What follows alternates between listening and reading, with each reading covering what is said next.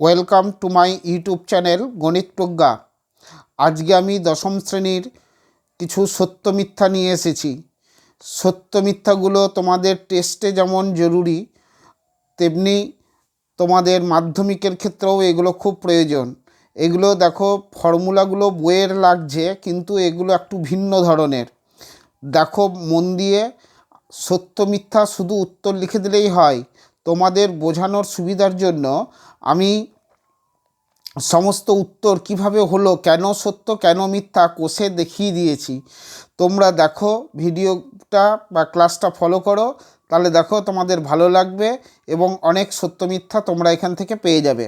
দেখো প্রথম প্রশ্ন বলছে √x+8 = 2y + 3√2 হলে x-y = 14 হবে। এটা ঠিক না ভুল? তো আমরা সমীকরণটা লিখলাম, 2yটাকে বাঁ দিকে নিয়ে এলাম। দেখো 2yটাকে আমরা ডান দিক থেকে বাঁ দিক থেকে ডান দিকে বাঁ দিকে নিয়ে এলাম, আর 8টা বাঁ দিক থেকে ডান দিকে নিয়ে গেলাম। তাহলে উভয় পক্ষে তুলনা করে আমরা কি পাচ্ছি? দেখো √x = 3√2, আর এখানে পাচ্ছি -2y = -8। এখান থেকে আমরা এক্সের মান কি পেয়ে যাচ্ছি? উভয় পক্ষে বর্গ করলে 18, আর এখানে ওয়াইয়ের মান পেয়ে যাচ্ছি 4। তাহলে x - y সমান কত পাচ্ছি? 18 - 4 = 14। তাহলে এটা কি? এটা হচ্ছে একটা সত্য। দেখো আমি এটা লিখে দিয়েছি সত্য।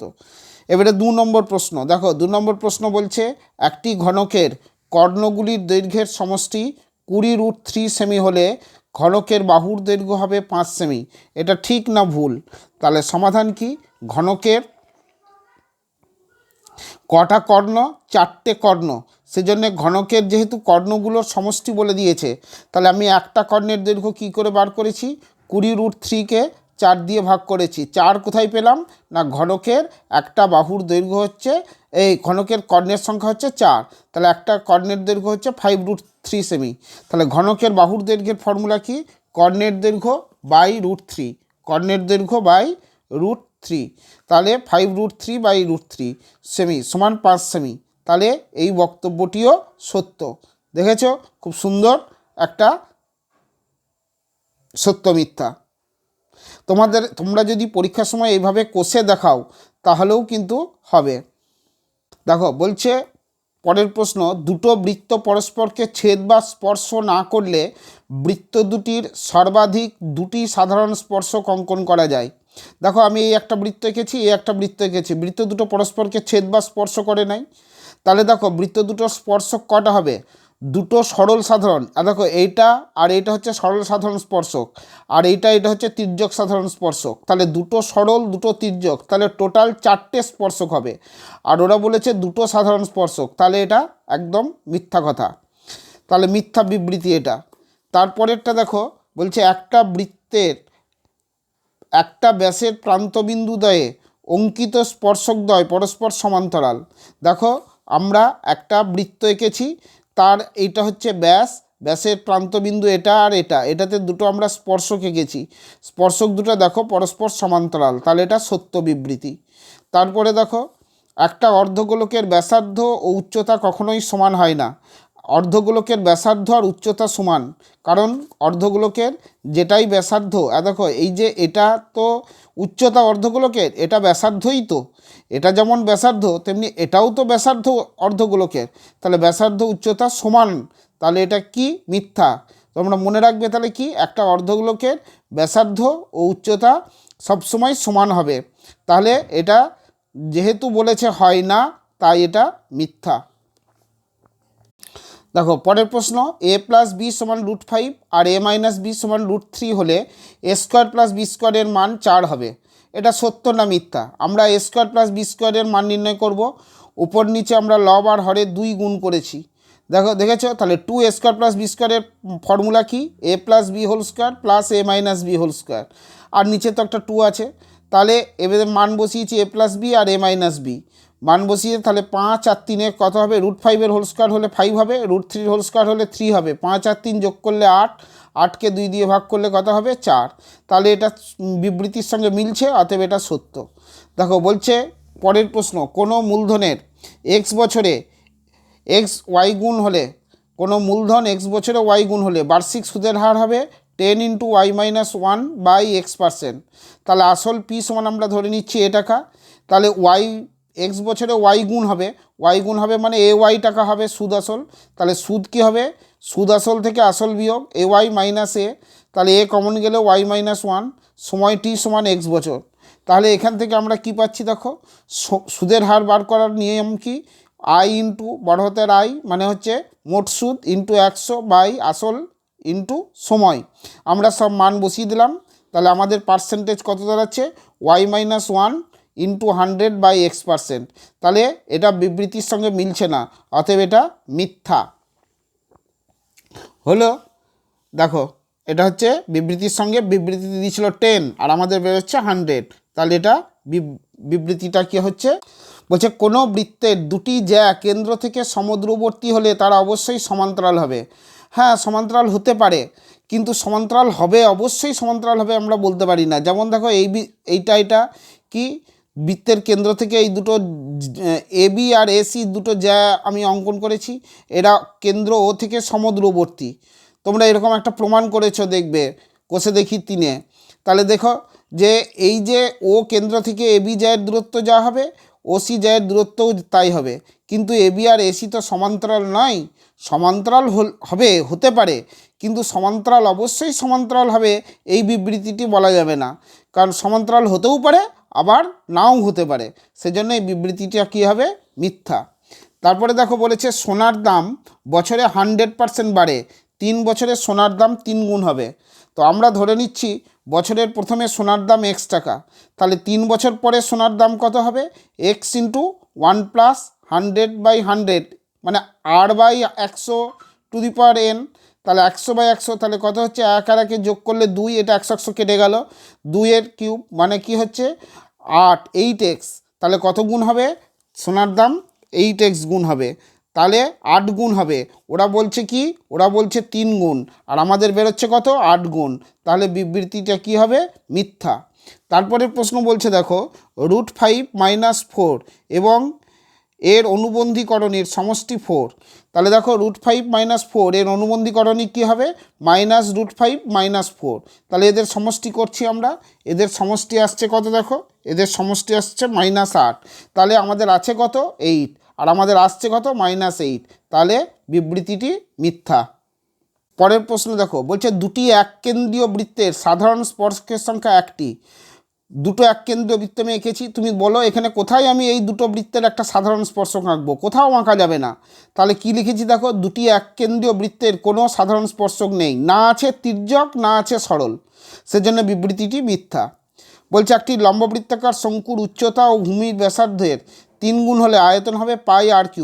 এখানে বলে দেওয়া উচিত ছিল ভূমির ব্যাসার্ধ আর বলে দেয়নি। তাহলে ভূমির ব্যাসার্ধ আমি যেহেতু এখানে আর আছে বলে আর ধরেছি, তাহলে উচ্চতা বলেছে ভূমির ব্যাসার্ধের 3 গুণ, তাহলে উচ্চতা হবে 3r। তাহলে শঙ্কুর আয়তনের ফর্মুলা কি, 1/3 πr²h, এইচ মানে কত, 3r। তাহলে 3 কেটে গেল, πr3। তাহলে শঙ্কুর আয়তন কি হবে, πr3। এটা কি, এটা হচ্ছে সত্য। তারপরে দেখো সুদের পর্ব যদি 6 মাসের পরিবর্তে 1 বছর হয়, তাহলে চক্রবৃদ্ধি সুদের পরিমাণ বৃদ্ধি পায়, মিথ্যা।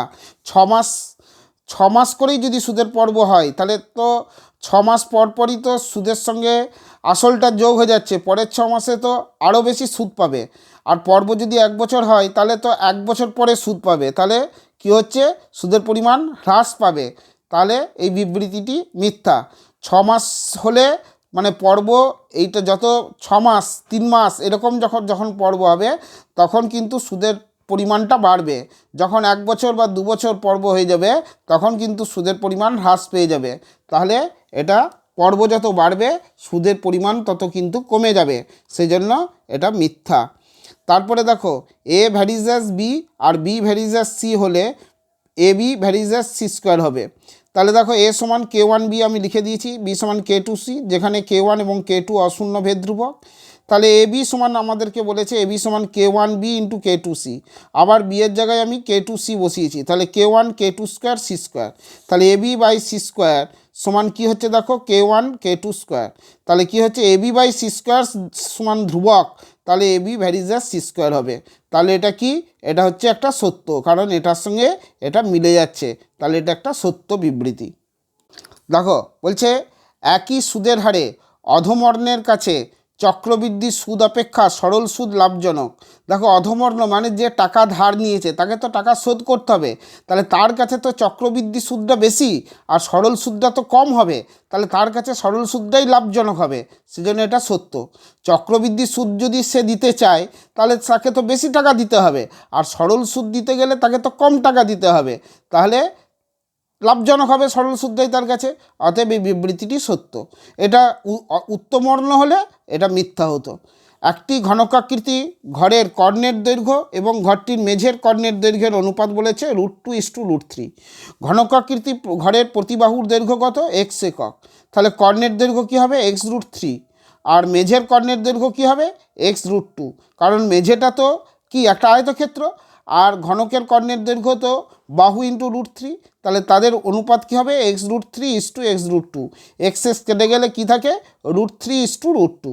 তাহলে এখানে বলছে √2:√3 আর এখানে এলো √3:√2, তাহলে এটা মিথ্যা।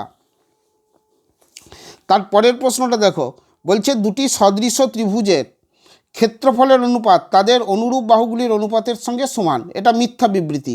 সত্য বিবৃতিটা কি হতো না, দুটি সদৃশ ত্রিভুজের ক্ষেত্রফলের অনুপাত তাদের অনুরূপ বাহুগুলির বর্গের অনুপাতের সমান হবে। যদি এখানে বাহুগুলির বর্গের অনুপাত বলতো তাহলে কিন্তু এই বিবৃতিটি সত্য হতো, কিন্তু যেহেতু বলেছে বাহুগুলির অনুপাতের সঙ্গে সমান, তাহলে বিবৃতিটি কি হবে? বিবৃতিটি মিথ্যা হবে। তোমরা জেনে রাখো, এখান থেকে একটা তথ্য পেয়ে গেলে, দুটি সদৃশ ত্রিভুজের ক্ষেত্রফলের অনুপাত তাদের অনুরূপ বাহুগুলির বর্গের অনুপাতের সমান হবে। এই বিবৃতিটি যখন দেবে তখন কিন্তু সত্য হবে। এখান থেকে তোমরা এগুলো কিন্তু খেয়াল রাখবে। তারপরেরটাও একটা ভেদের অঙ্ক দেখো, a ভ্যারিজ অ্যাজ b এবং a ভ্যারিজ অ্যাজ c হলে b plus c varies as 1/a হবে। এখান থেকে আমরা a সমান k1b k1 আর a সমান k2c, যেখানে আমরা k1 k2 অশূন্য ভেদ ধ্রুবক, b সমান a/k1 c সমান a/k2, তাহলে b প্লাস c সমান কী হবে? দেখো a/k2 প্লাস এখানে k1 হবে, এটা একটু এটা k1 করে নাও, k1 প্লাস a/k2, তাহলে b প্লাস c সমান কী হচ্ছে? এখান থেকে a কমন গেলে 1/k1 প্লাস 1/k2, তাহলে b plus c by a সমান কী হচ্ছে? 1/k1 প্লাস 1/k2, তাহলে b plus c by a সমান কী হচ্ছে? ধ্রুবক, তাহলে b plus c varies as a হবে, কিন্তু বলেছে কি 1/a, তাহলে এই বিবৃতিটাও মিথ্যা হবে, তাই তো? দেখো বলছে একটি চোঙের বহির্ব্যাসার্ধ 7 সেমি এবং অন্তর্ব্যাসার্ধ 6 সেমি হলে চোঙটির বহির্ব্যাস এবং অন্তর্ব্যাসের পার্থক্য 1 সেমি হবে। তাহলে চোঙের বহির্ব্যাস কী হবে? বহির্ব্যাসার্ধ থেকে বহির্ব্যাস বার করতে গেলে 2 দিয়ে গুণ, অন্তর্ব্যাস বার করতে গেলেও 2 দিয়ে গুণ, তাহলে ওটা 14 আর 12 হলো, তাদের পার্থক্য 14 - 12 সমান কত সেমি হবে? 2 সেমি। তাহলে ওখানে বলেছে 1 সেমি, তাহলে এটা মিথ্যা। তারপরে বলছে সরল সুদের ক্ষেত্রে আসলের পরিমাণ প্রতি বছর পরিবর্তন হয় না। সরল সুদের ক্ষেত্রে হয় না, এটা চক্রবৃদ্ধি সুদের ক্ষেত্রে। আমি দেখো পাশে লিখে দিয়েছি তথ্যটা, চক্রবৃদ্ধি সুদের ক্ষেত্রে এই পরিবর্তন দেখা যায়, অর্থাৎ আসলের পরিমাণ ক্রমাগত বাড়ে, কিন্তু সরল সুদের ক্ষেত্রে আসল একই থাকে, তাহলে আসলের কোনো পরিবর্তন হয় না, সেজন্য এই বিবৃতিটি কী হবে? এই বিবৃতিটি মিথ্যা হবে। দেখো এখানে আর একটা প্রশ্ন, কোনো বৃত্তের পরিলিখিত ত্রিভুজের বাহুগুলির বৃত্তের স্পর্শক, এটা হচ্ছে ত্রিভুজ, বলছে কোনো বৃত্ত, এটা বৃত্তের পরিলিখিত ত্রিভুজ হচ্ছে এবিসি, যেটাকে পি কিউ আর বিন্দুতে ছেদ করেছে, তাহলে পি বিন্দুতে এবি হচ্ছে স্পর্শক, তাহলে এবি বাহু স্পর্শক, বিসি বাহু কিউ বিন্দুতে স্পর্শক, এসি বাহু আর বিন্দুতে স্পর্শক, তাহলে স্পর্শক হচ্ছে, তাহলে এটা সত্য। তাহলে কোনো বৃত্তের পরিলিখিত ত্রিভুজের বাহুগুলি বৃত্তের স্পর্শক হবে, এ কথাটি সত্য। তারপরে দেখো বলছে এক্স ভ্যারিজ অ্যাজ 1/y হলে xy⁴n সমান ধ্রুবক হবে। দেখো এক্স ভ্যারিজ অ্যাজ 1/y, তাহলে x সমান k/y, তাহলে xy সমান k ধ্রুবক, তাহলে xy⁴n সমান k⁴n সমান কী হবে? ধ্রুবকই হবে, তাহলে এই বিবৃতিটাও সত্য। বলছে চক্রবৃদ্ধি সুদের ক্ষেত্রে আসল অপরিবর্তিত থাকে না, আসল তো ক্রমাগত বাড়তে থাকে, তাহলে এটা মিথ্যা বিবৃতি। তারপরে কি বলছে, একটি সমদ্বিবাহু ট্রাপিজিয়ামের শীর্ষবিন্দুগুলি সমবৃত্তস্থ। সমদ্বিবাহু ট্রাপিজিয়াম, হ্যাঁ তোমরা পড়েছো, সমদ্বিবাহু ট্রাপিজিয়ামের শীর্ষবিন্দুগুলি সমবৃত্তস্থ, এটা একটা উপপাদ্য প্রমাণ করেছো প্রয়োগ সংক্রান্ত, তাহলে এটা বিবৃতিটি সত্য হবে। কারণ বৃত্তস্থ ট্রাপিজিয়াম তোমরা একটা প্রমাণ করেছো, দেখবে বৃত্তস্থ ট্রাপিজিয়াম সমদ্বিবাহু ট্রাপিজিয়াম, ঠিক আছে। তাহলে বৃত্তস্থ ট্রাপিজিয়াম তার মানে সমবৃত্তস্থ হচ্ছে সমদ্বিবাহু ট্রাপিজিয়াম। বলছে 3-এর বেশি অসমরেখ বিন্দু দিয়ে সবসময় একটি বৃত্ত অঙ্কন করা যায় না। সবসময় একটি বৃত্ত অঙ্কন করা যায় এটা বলা যাবে না। সবসময় এই শব্দটা যদি না থাকতো, সবসময় এই শব্দটা যদি না থাকতো তাহলে হতো 3-এর বেশি অসমরেখ বিন্দু দিয়ে বৃত্ত অঙ্কন করা যেতে পারে একটা, কিন্তু সবসময় একটা বৃত্ত অঙ্কন করা যায় এটা বলা যাবে না, সেজন্য এটা মিথ্যা। এই সবসময় শব্দটার উপরে কিন্তু নির্ভর করছে। এই সবসময় শব্দটা যদি না থাকতো তাহলে কিন্তু এটা সত্য হতে পারতো, কিন্তু সবসময় আছে বলেই এটা হয়ে যাবে মিথ্যা বিবৃতি। দেখো পরের প্রশ্ন, যে x² - 2mx + 4 = 0 সমীকরণের বীজদ্বয় সমান হলে m এর মান ±2। তাহলে দেখো আমরা এখান থেকে x² - 2mx + 4 = 0 সমীকরণটাকে আমরা কি করলাম, যে ax² + bx + c = 0 সমীকরণের সঙ্গে তুলনা করলাম। তুলনা করলে আমরা কি পাবো, দেখো যে a = 1, b = -2m R c = 4। তাহলে বীজদ্বয় যেহেতু সমান, তাহলে b² - 4ac = কী হবে 0। তাহলে এখান থেকে b আর c ac এর মান বসিয়ে দিলাম, এখান থেকে m এর মান কি পেলাম m² 4, তাহলে m সমান হবে ±√4, তাহলে ±2। তাহলে বিবৃতিটা কি হবে, বিবৃতিটা সত্য হবে। তারপরে দেখো বলছে একটি মুখবন্ধ লম্ববৃত্তাকার শঙ্কু তৈরি করতে πr × r+l পরিমাণ আর্ট পেপার লাগবে, যেখানে r হচ্ছে ব্যাসার্ধ শঙ্কুর আর l হচ্ছে তির্যক উচ্চতা। তা দেখো এই বিবৃতিটা সত্য, কারণ মুখবন্ধ লম্ববৃত্তাকার শঙ্কু মানে শঙ্কুর কী চাইছে, সমগ্র তলের ক্ষেত্রফল। মুখ বন্ধ আছে, তাহলে বক্রতলের ক্ষেত্রফল প্লাস ভূমির ক্ষেত্রফল, কি ফর্মুলা হয় πrl + πr², তাহলে πr × l + r, তাহলে এটা আমাদের বিবৃতির সঙ্গে মিলে যাচ্ছে, অতএব এটা সত্য। দেখো এটা বলছে যে ব্যক্তি অংশীদারি ব্যবসায় শ্রম ও সময় দেন তিনি হলেন শ্রমদাতা অংশীদার, এটা সত্য বিবৃতি। তারপরে কারণ শ্রম আর সময় দেন সেজন্যই শ্রমদাতা তিনি। দুটি চতুর্ভুজের অনুরূপ কোণগুলি সমান হলে চতুর্ভুজ দুটি সদৃশ্য নয়, সত্য। কারণ দুটো চতুর্ভুজ সদৃশ্য হতে গেলে অনুরূপ কোণগুলো সমান হতে হবে, বাহুগুলোও সমানুপাতি হতে হবে। এটা কিন্তু আমি পাশে তোমাদের লিখে দিয়েছি, মনে রাখবে, এটা বইয়ে আছে। লভ্যাংশ স্থির থাকলে মূলধনের সঙ্গে সময়ের সমানুপাতিক সম্পর্ক, না ব্যস্ত সম্পর্ক, কারণ মূলধন বাড়লে সময় কমে যাবে। লভ্যাংশ তো স্থির, তাহলে বেশি মূলধন হলে কম সময়ে আমি বেশি লাভ পাবো, আবার যদি মূলধন কমিয়ে দিই তাহলে বেশি সময়ে আমি একই লাভ পাবো, সেজন্য বিবৃতিটি মিথ্যা। বলছে দুটি ত্রিভুজ সদৃশ্যকোণী হলে সর্বদা তাদের অনুরূপ বাহুগুলি সমান হবে, না অনুরূপ বাহুগুলো সমান হবে এটা আমরা বলতে পারি না, সমানুপাতি বলতে পারি। যেমন দেখো আমি দুটো ত্রিভুজ এঁকেছি, একটা 3 সেমি বাহু বিশিষ্ট সমবাহু ত্রিভুজ আর একটা 5 সেমি বাহু বিশিষ্ট সমবাহু ত্রিভুজ। ত্রিভুজ দুটো তো সদৃশ্যকোণী, কারণ 60 ডিগ্রি করে সবই কোণের মান, কিন্তু বাহুগুলো সমান নয়, তাহলে বিবৃতিটি মিথ্যা। তারপরে দেখো বলছে নির্দিষ্ট পরিমাণ মূলধনের ক্ষেত্রে নির্দিষ্ট সুদের হারে প্রত্যেক বছরের সরল সুদ একই হবে। বলছে নির্দিষ্ট, হ্যাঁ সরল সুদ একই হবে, চক্রবৃদ্ধি সুদ হলে তো পরিবর্তন হবে, কিন্তু নির্দিষ্ট সুদের হারে প্রত্যেক বছরে সরল সুদ একই হবে, কারণ মূলধন তো বদলায় না সরল সুদে। এটা যদি চক্রবৃদ্ধি সুদ হতো তাহলে মূলধন পরিবর্তিত হতো, সুদ একই হতো না, কিন্তু যেহেতু এটা সরল সুদ বলেছে তাহলে কী হবে, বিবৃতিটি সত্য হবে। দেখো পরের প্রশ্ন বলছে এ বি এবং সি এর মূলধনের অনুপাত 3:1:2 এবং তাদের দৈনিক কাজের অনুপাত 2:6:3 হলে তারা 1:1:1 অনুপাতে লভ্যাংশ পাবে। তাহলে এই যে মূলধনের অনুপাত আর কাজের অনুপাত যদি দিয়ে দেয়, তোমরা এই মূলধনের অনুপাতের সঙ্গে কাজের অনুপাত গুণ করে দেবে। যেমন এই 3:2, 1:6 আর 2:3, তাহলেই কিন্তু লভ্যাংশের অনুপাত পেয়ে যাবে। আমি দেখো মূলধন অনুপাত আর কাজের অনুপাত কি করে দিয়েছি, গুণ করে দিয়েছি 6:6:6, 1:1:1, তাহলে বিবৃতিটি কি, বিবৃতিটি সত্য। পরের প্রশ্ন চলে যাচ্ছি, বলছে কোনো বৃত্তে একটি নির্দিষ্ট সরলরেখার সমান্তরাল 2-এর অধিক স্পর্শক অঙ্কন করা যায়।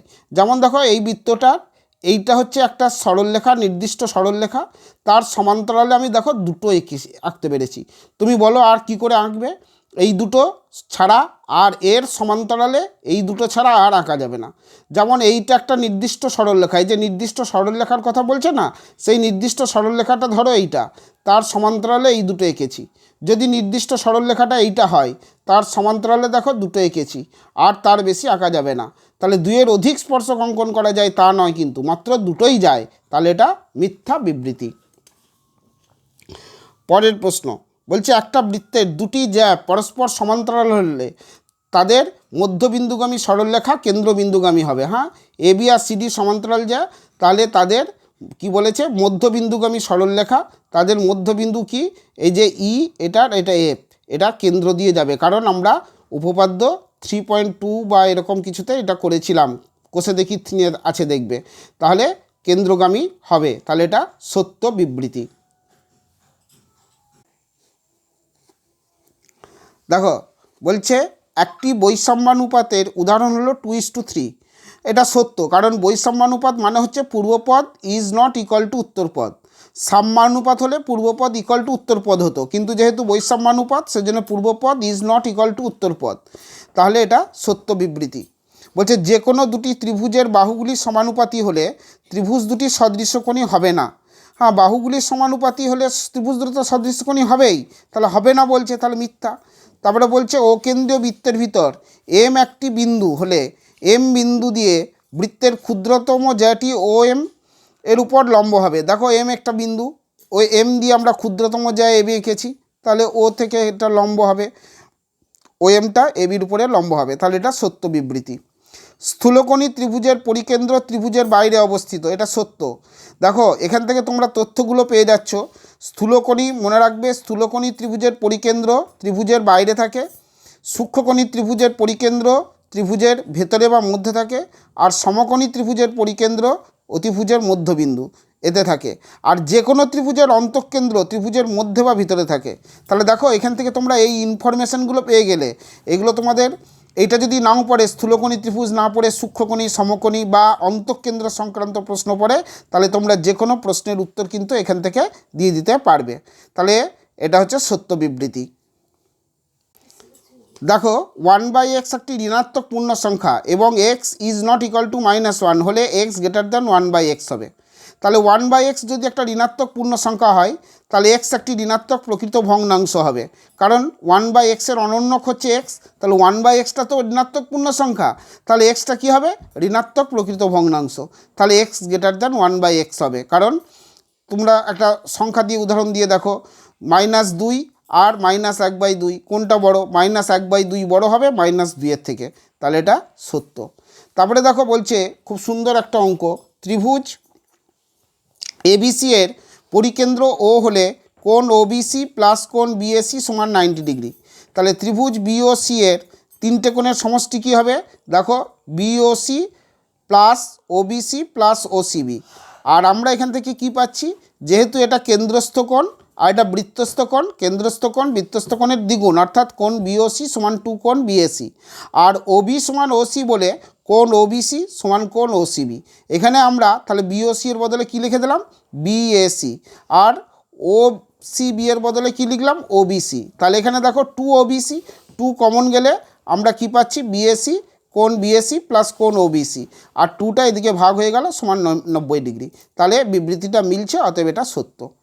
x² সমান 3 + √5 হলে x⁻² সমান 3 - √5 হবে। দেখাই যাক, x⁻² মানে কি, 1/x², তাহলে 1/x² মানে কি, x² এর মান হচ্ছে 3 + √5, এই যে বলে দিয়েছে। এবারে হরে কন্ডিশন করলে আমাদের উত্তর আসছে কি, 3 - √5/4, তাহলে এটা কি হবে, এটা হবে মিথ্যা। এটা কি বিবৃতি, এটা একটা মিথ্যা বিবৃতি। দেখো এখানে একটা প্রশ্ন বলছে 1/x ভ্যারিজ অ্যাজ 1/y হলে x⁴n ভ্যারিজ অ্যাজ y⁴n হবে।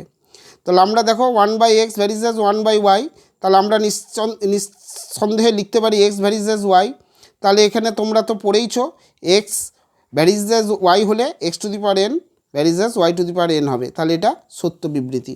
তারপরে দেখো প্রথম ও তৃতীয় বছরে চক্রবৃদ্ধি সুদের হার R1% এবং R2% বলে দিয়েছে। এটা একটা ফর্মুলা, এটা P1 × 1 + R1/100 × 1 + R2/100 টাকা হবে, অতএব এটা সত্য।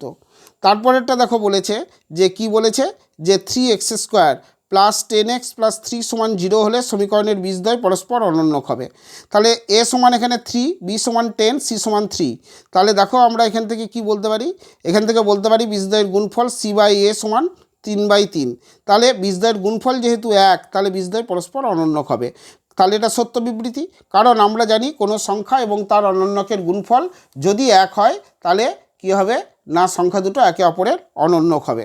পরের অঙ্কটা দেখো, পরের অঙ্কটা কি বলছে, এক্স ভ্যারিজেস 1/y এবং ওয়াই ভ্যারিজেস 1/z হলে এক্স ভ্যারিজেস 1/z হবে। তাহলে দেখো এখানে কি পাচ্ছি আমরা, এক্স ভ্যারিজেস 1/y, তাহলে এক্স সমান k1/y, ওয়াই সমান k2/z। এখানে আবার ওয়াইয়ের জায়গায় আমি কি বসিয়ে দিচ্ছি, দেখো ওয়াইয়ের জায়গায় k2z বসিয়ে দিচ্ছি। তাহলে k2z যদি বসিয়ে দিই তাহলে কি আসছে দেখো, এক্স সমান k1 ইন্টু z/k2। তাহলে কি হচ্ছে দেখো, এক্স সমান k1 ইন্টু z/k2, তাহলে x/z সমান k1/k2, তাহলে এক্স ভ্যারিজেস z। তাহলে এটা কি এক্স ভ্যারিজেস কি বলেছিল 1/z হবে, কিন্তু না, এক্স ভ্যারিজেস z, অর্থাৎ এক্স আর জেড সরল ভেদে আছে, তাহলে এই বিবৃতিটি মিথ্যা। দেখো পরের প্রশ্ন বলছে দুটি বিন্দুগামী বৃত্তের সংখ্যা কেবলমাত্র একটি, না এটা মিথ্যা, কেবলমাত্র একটি বলা যাবে না, একের বেশি হতে পারে, কেবলমাত্র একটি বলা যাবে না, এই জন্য এটা মিথ্যা। বলছে দুটি সংখ্যার যোগফল তাদের বিয়োগফলের 3 গুণ হলে সংখ্যা দুটির অনুপাত হবে 2:3। তাহলে ধরে নিচ্ছি সংখ্যা দুটো এক্স এবং ওয়াই, তাহলে এক্স প্লাস ওয়াই সমান 3 × x - y, যেহেতু তাদের যোগফল বিয়োগফলের 3 গুণ বলেছে। তাহলে দেখো এক্স প্লাস ওয়াই সমান 3x - 3y, এখান থেকে আমরা ক্যালকুলেশন করে x/y বার করেছি 2:1, আর এখানে দিয়েছে 2:3, তাহলে বিবৃতির সঙ্গে মিলছে না, অতএব মিথ্যা। এটা একটু আগে দেখালাম 2 বছরের, এটা 3 বছরের হলে দেখো এটা সূত্র হবে, এটা সত্য বিবৃতি। এটা চক্রবৃদ্ধি সুদের হার 3 বছরে 3 রকম, 1 বছর প্রথম বছর R1%, দ্বিতীয় বছর R2%, তৃতীয় বছর R3%, তাহলে 3 বছরের সবৃদ্ধি মূল এইটা হবে, এটা কিন্তু সত্য বিবৃতি। তারপরে দেখো √3 - 5 টু দি পাওয়ার y সমান 1/√3 - 5 হলে y সমান -1 হবে। তাহলে দেখো মাইনাস ওয়াইয়ের জায়গায় -1 বসিয়েছি, দেখি কি হয়, 1/√3 - 5, তাহলে হ্যাঁ সত্য, তাহলে বিবৃতির সঙ্গে মিলছে, তাহলে এটা সত্য বিবৃতি আমরা বলতে পারি। দেখো আর একটা গুরুত্বপূর্ণ প্রশ্ন, x সমান a² সমান এবং y সমান 2at হলে y² সমান 4ax হবে। তাহলে আমরা x সমান at² আর y সমান 2at, তাহলে t সমান কী হবে y/2a, তাহলে এখানে t এর জায়গায় y/2a তার হোল স্কোয়ার বসিয়ে দিলাম, y²/4a², তাহলে x সমান কী হলো y²/4a, কাটাকাটি হয়ে গেল, তাহলে 4ax সমান y², তাহলে দেখো মিলছে, সত্য। বলছে কোনো ত্রিভুজের পরিকেন্দ্র থেকে বাহুগুলির লম্ব দূরত্ব সমান হয়, না মিথ্যা, সেটা হয় না সবসময়। সমদ্বিবাহু ত্রিভুজের সমান বাহুর যে কোনো একটিকে ব্যাস করে অঙ্কিত বৃত্ত ভূমিকে সমদ্বিখণ্ডিত করবে, হ্যাঁ ভূমিকে সমদ্বিখণ্ডিত করবে, এটা একটা এক্সট্রা উপপাদ্য, তোমরা তোমাদের গণিত প্রকাশ বইয়ে পেয়ে যাবে, এটা সত্য বিবৃতি। তারপরে সমস্ত অমূলদ সংখ্যাই করণী, এটা মিথ্যা বিবৃতি, কারণ লিখেছে দেখো এখানে লিখে দিয়েছি আমি, সমস্ত করণী অমূলদ সংখ্যা, কিন্তু সমস্ত অমূলদ সংখ্যা করণী নয়। সমস্ত অমূলদ সংখ্যাকে আমরা করণী বলতে পারবো না, কিন্তু সমস্ত করণীই হচ্ছে অমূলদ সংখ্যা। আর একটা বলেছে একটা একক ব্যাসার্ধ বিশিষ্ট অর্ধগোলকের সমগ্রতলের ক্ষেত্রফল k π হলে k এর মান কত হবে। তাহলে যেহেতু বলেছে একক ব্যাসার্ধ মানে 1 মিটার বা 1 সেন্টিমিটার এরকম হবে, তাহলে আর এর মান আমি কি বসিয়েছি 1, তাহলে 1² 3π, 1² মানে হচ্ছে 3π, আর এটা k π, তাহলে π দুদিক থেকে অপনয়ন হয়ে গেলে k সমান 3, তাহলে সত্য বিবৃতি। তাহলে এটা কি হলো, এটা একটা সত্য বিবৃতি হলো। দেখো অনেকগুলো সত্য মিথ্যা, নতুন নতুন সত্য মিথ্যা তোমাদেরকে দিলাম। যারা চ্যানেলে নতুন তারা অবশ্যই চ্যানেলটিকে সাবস্ক্রাইব করো আর শেয়ার করতে ভুলো না, তাহলে অনেক তোমাদের মতন তোমাদের অনেক বন্ধুরা এই সত্য মিথ্যাগুলো পেয়ে যাবে। এগুলো টেস্ট পরীক্ষা এবং মাধ্যমিক পরীক্ষার জন্য খুবই গুরুত্বপূর্ণ, কারণ এগুলো বিভিন্ন টেস্ট পেপার থেকে সংগ্রহ করা, এবং দেখো উত্তরগুলো কিন্তু বই রিলেটেড, সমস্ত কিছু ফর্মুলা যা আমরা প্রয়োগ করলাম সমস্ত কিন্তু আমাদের ক্লাস 10-এর গণিত প্রকাশ বইয়ে আছে। অতএব তোমরা এগুলো খুব ভালো করে মন দিয়ে করো। গণিত প্রকাশ বইয়ে যেগুলো আছে সেগুলো তো তোমরা অনুশীলনী উদাহরণ থেকে তো করবেই, তার সঙ্গে এরকম ধরনের প্রশ্নগুলোও কিন্তু তোমরা অবশ্যই করবে, কারণ এগুলো সব বই রিলেটেড প্রশ্ন, ঠিক আছে। এগুলো শূন্যস্থান পূরণ থেকেও পেতে পারো, তোমরা শূন্যস্থান পূরণও পেতে পারো, আবার তোমরা কি পেতে পারো সত্য মিথ্যা হিসাবেও এগুলো পেতে পারো। অনেক ইনফরমেশন আশা করি তোমাদেরকে দিতে পেরেছি। আজ এই পর্যন্তই, পরবর্তী ক্লাস দেখা যাক কবে হয়।